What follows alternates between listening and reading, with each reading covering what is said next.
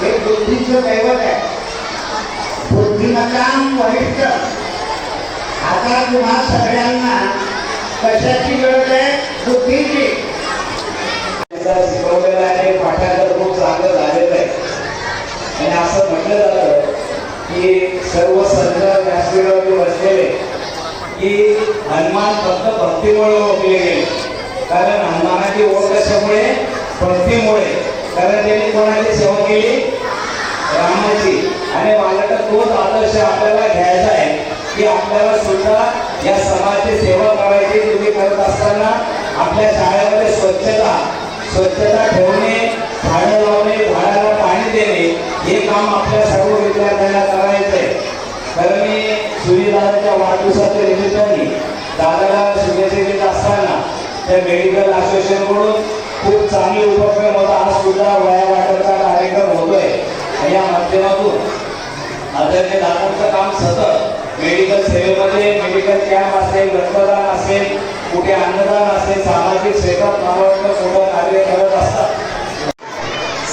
आज सुनील दादाच्या वाढदिवसाच्या निमित्ताने आपण जे एकत्रित जमलेलो बाल मित्रांनो, आपण सर्वांनी सकाळपासून हनुमान चालीसाचं जे मनोरंजन केलं आणि त्याच्यामध्ये तुम्हाला ज्यांनी चांगलं घेतलं असेल त्यांना आता प्रसिद्धी पत्रके देण्याचे नाही. विद्यार्थ्यांचं नाव आहे आपण आपल्याला चांगलं करायला पाहिजे आणि गुरुजनांची आणि आईवडिलांची सेवा करणं आणि आपल्याला चांगलं करणं आणि हनुमान चालीसाच्या माध्यमातून आपण बरोबर वाढत असतो. हे आपलं बरोबर वाढवण्यासाठी हनुमान चालीसा म्हणणं अत्यंत आवश्यक आहे.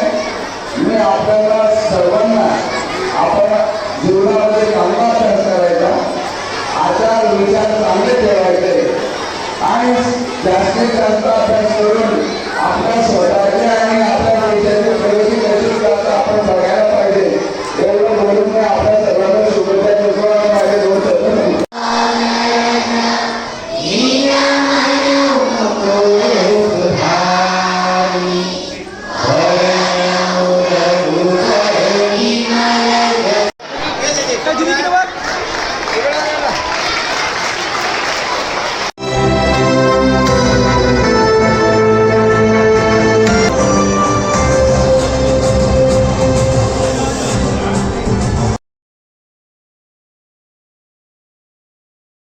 सर्व केमिकल आणि परिवार